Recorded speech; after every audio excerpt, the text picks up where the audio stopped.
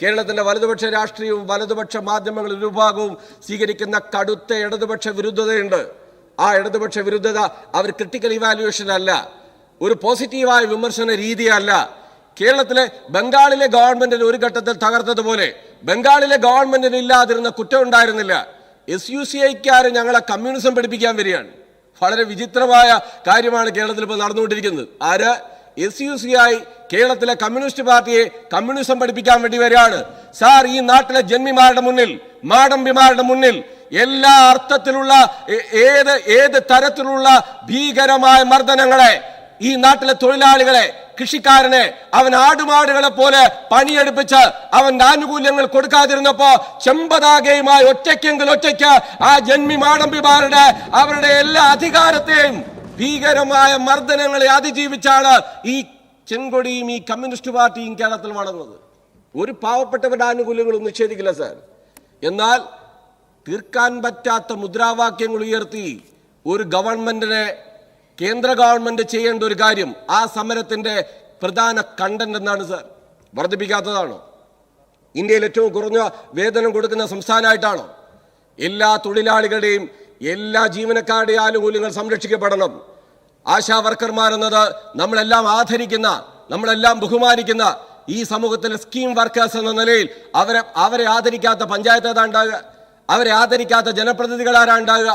എന്നാൽ കേന്ദ്ര ഗവൺമെന്റിനുള്ള അധികാരം വെച്ച് അവർക്ക് അനുകൂലമായ തീരുമാനമെടുക്കാൻ തയ്യാറാവാതെ, അവരെ സംരക്ഷിക്കുന്ന നിലപാട് സ്വീകരിക്കാതെ സംസ്ഥാന ഗവൺമെന്റിന്റെ തലയിലേക്ക് സ്കീം വർക്കർമാരുടെ ഉത്തരവാദിത്തം അടിച്ചേൽപ്പിക്കാൻ ശ്രമിക്കുമ്പോൾ ഇന്റർനാഷണൽ കോൺഗ്രസിനെ പോലൊരു രാഷ്ട്രീയ പാർട്ടി നാളെ നിങ്ങളും അധികാരത്തിൽ വരില്ലേ? നിങ്ങളും അധികാരത്തിൽ സ്വാഭാവികമായിട്ട് വരില്ലേ? സ്കീം വർക്കേഴ്സിന്റെ കാര്യത്തിൽ ഒരു സ്കീം വർക്കേഴ്സ് മാത്രമാണോ? നാളെ എല്ലാവരും ഈ ആവശ്യങ്ങൾ ഉന്നയിച്ചാൽ കേന്ദ്ര ഗവൺമെന്റ് ചെയ്യുന്ന ബഹുമാനപ്പെട്ട പ്രതിപക്ഷ നേതാവ് ഉൾപ്പെടെയല്ലേ വളരെ പരിണിതപ്രജ്ഞരായ രാഷ്ട്രീയ നേതൃത്വമാണ് അവരെല്ലാം. നാളെ കേന്ദ്ര ഗവൺമെന്റ് ഇപ്പൊ 40-60 നിന്ന് അവർ വിഡ്രോ ചെയ്ത് തുടങ്ങി. അവർ മെല്ലെ വിഡ്രോ ചെയ്യാണ്. ആ വിഡ്രോ ചെയ്താൽ ഇപ്പൊ തമിഴ്നാട്ടിൽ കഴിഞ്ഞ ദിവസം ഒരു മീറ്റിംഗ് നടക്കുന്നുണ്ടായല്ലോ. എല്ലാ പ്രതിപക്ഷ രാഷ്ട്രീയ 16ഓളം ദേശീയ പാർട്ടികൾ പങ്കെടുത്തു. മണ്ഡല പുനർനിർണയത്തിലേക്ക് പോവാണ്.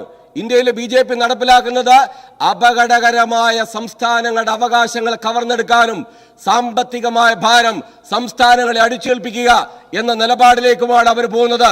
ആ പോകുന്ന ഘട്ടത്തിൽ കേരളം പിണറായി വിജയന്റെ ഗവൺമെന്റാണ് ഭരിക്കുന്നത്.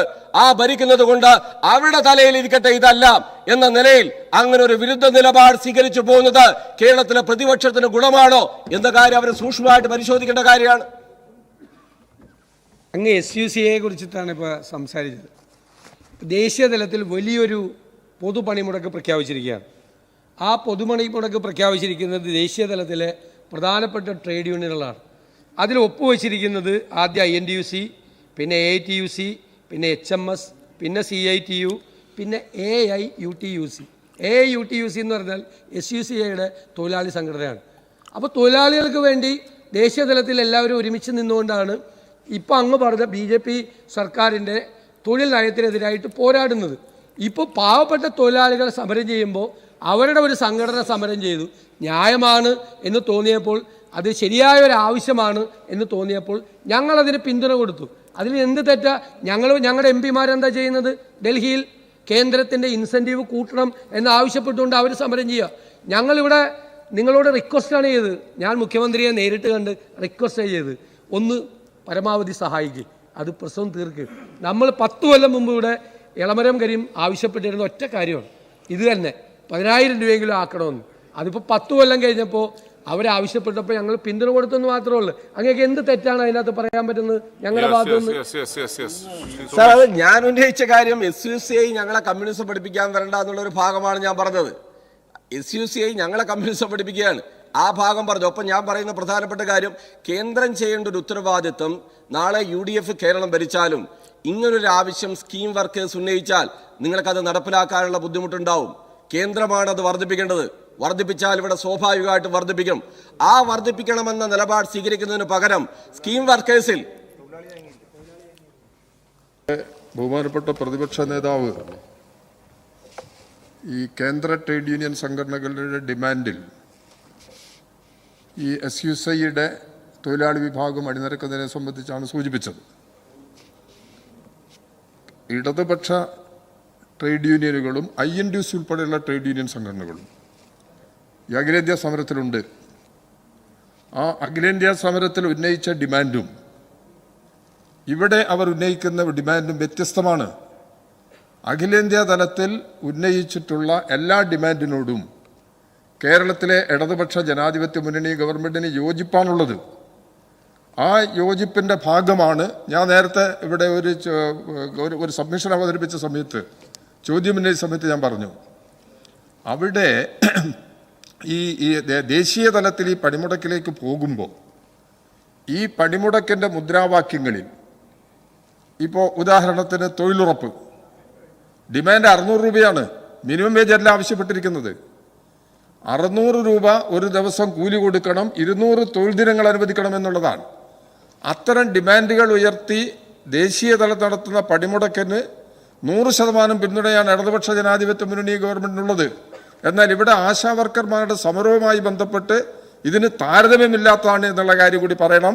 കേന്ദ്ര ട്രേഡ് യൂണിയൻ സംഘടനയായ INTUC പോലും ആ സമരത്തോട് യോജിക്കുന്നില്ല.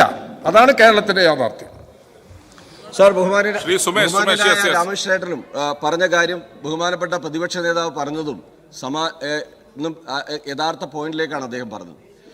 ദേശീയ തലത്തിലെ BJPയുടെ സംഘപരിവാറിൻ്റെ ഈ ഓട്ടോക്രസിക്കെതിരെ ഇന്ത്യയിലെ തൊഴിലാളി സംഘടനകളെല്ലാം യോജിച്ചു നിൽക്കുന്നു. ഞങ്ങൾ പറയുന്ന പ്രധാനപ്പെട്ട പോയിന്റ് എന്താ? ഈ പോയിന്റ് പറയുന്നതിന് പകരം കേരളത്തിലെ സ്കീം വർക്കേഴ്സിൻ്റെ ഒരു സ്കീം വർക്കേഴ്സ് അല്ല ഉള്ളത്. അംഗൻവാടിയുടെ പ്രശ്നങ്ങൾ സ്വാഭാവികമായിട്ട് ഉയർന്നു വരികയാണ്. കേന്ദ്രം ഇങ്ങനെ വിഡ്രോ ചെയ്ത് പോയാൽ സ്വാഭാവികമായിട്ടും ഇവരെ അതിൻ്റെ മർമ്മപ്രധാനമായ പോയിന്റ് എന്താണ് സാർ? ഇവരെ തൊഴിലാളികളായിട്ട് അംഗീകരിക്കണം. ആ തൊഴിലാളികളായിട്ട് അംഗീകരിക്കാൻ തയ്യാറല്ല കേന്ദ്രമന്ത്രി. അവരുടെ സമരപന്തലിലേക്ക് പോകുന്നു. പോയിട്ട് അവർക്ക് ഈ ഉറപ്പ് കൊടുക്കുന്നില്ല, അതിന് സഹായകരമായ നിലപാട് സ്വീകരിക്കുന്നില്ല. ആരോഗ്യമന്ത്രി കാണാൻ പോകുന്നു. ആരോഗ്യമന്ത്രിയെ സംസാരിക്കാൻ അവർ ആദ്യഘട്ടത്തിൽ തയ്യാറാവുന്നില്ല. ഇങ്ങനെ വന്നാൽ സംസ്ഥാനങ്ങളോട് ഒരു സൗഹൃദ മനോഭാവത്തിലുള്ള ഭരണരീതി അല്ല സ്വീകരിക്കുന്നതെങ്കിൽ എങ്ങനെയാണ് സംസ്ഥാനങ്ങൾക്ക് മുന്നോട്ട് പോകാൻ കഴിയുന്ന ഒരു സാഹചര്യം ഉണ്ടാകുക? ഈ സാഹചര്യത്തെ ബഹുമാനപ്പെട്ട പ്രതിപക്ഷം അഡ്രസ് ചെയ്യേണ്ടതല്ലേ എന്ന ചോദ്യമാണ് ഞാൻ പ്രധാനമായിട്ട് ചോദിക്കുന്നത്. അതിൻ്റെ അവരുന്നയിക്കുന്ന മുദ്രാവാക്യം ശരിയല്ല. അല്ലെങ്കിൽ അവരുന്നയിക്കപ്പെടുന്ന കേരളത്തിലോ എവിടെയാണെങ്കിലും തൊഴിൽ ചെയ്യുന്നവർക്ക് അവരുടെ അവകാശങ്ങൾ ഉന്നയിക്കാനുള്ള അവകാശമുണ്ട്. ആ അവകാശത്തെ സ്വാഭാവികമായിട്ട് പ്രതിപക്ഷം പിന്തുണയ്ക്കുക എന്നുള്ളത് നിങ്ങളുടെ രാഷ്ട്രീയമായ താല്പര്യത്തിന്റെ ഭാഗമാവാം. നിങ്ങൾ എന്തെങ്കിലും അപരാധം ചെയ്തു എന്നുള്ളതല്ല ഇവിടെ പ്രശ്നം. അടിസ്ഥാനപരമായ പ്രശ്നങ്ങൾ കാണാതെ കേവലമായതിന് യുക്തിയിൽ വെച്ച് ഒരു ഗവൺമെന്റിനെ ആക്ഷേപിക്കുന്നത് ശരിയല്ല എന്ന നിലയിലുള്ള കാര്യമാണ് പ്രധാനമായിട്ടും നമുക്കിവിടെ കാണുക. തൊഴിലാളികൾ എന്ന അവരുടെ ഏറ്റവും പ്രധാനപ്പെട്ട ഒരു പോയിന്റ് അംഗീകരിക്കാൻ കേന്ദ്ര ഗവൺമെന്റ് സന്നദ്ധമാവുന്നതേ ഇല്ല.